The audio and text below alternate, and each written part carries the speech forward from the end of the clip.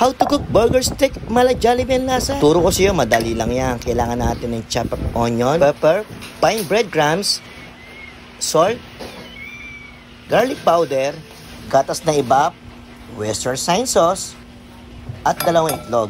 Gagawin lang po natin, imimix lang po natin yan at yan na magiging pampalasa ng ating burger. At meron tayong 3/4 kilo grind beef. Imimix lang po natin yung beef natin at i-rest natin kahit mga 1 hour lang. Katulad po ng ganyan, okay na po at pwede na tayong gumawa ng patty. Depende po sa inyo kung gaano kalaki po ang gagawin yung patty ha.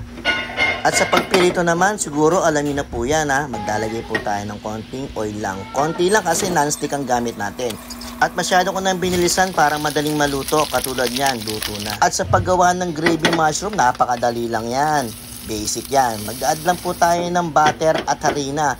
Pag natusta na po yung harina, lagay po natin yung mushroom, pepper, at beef stock. Lalagay rin po tayo ng gatas, pampakulay, at soy sauce.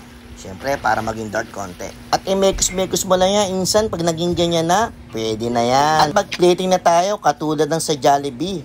Oblong na plato, 2 patty na burger, at ang gravy mushroom na mala Jollibee ang lasa, at toasted garlic. At yan, meron na naman akong pinakita sa inyong obra pagdating sa pagluluto. Maraming salamat po!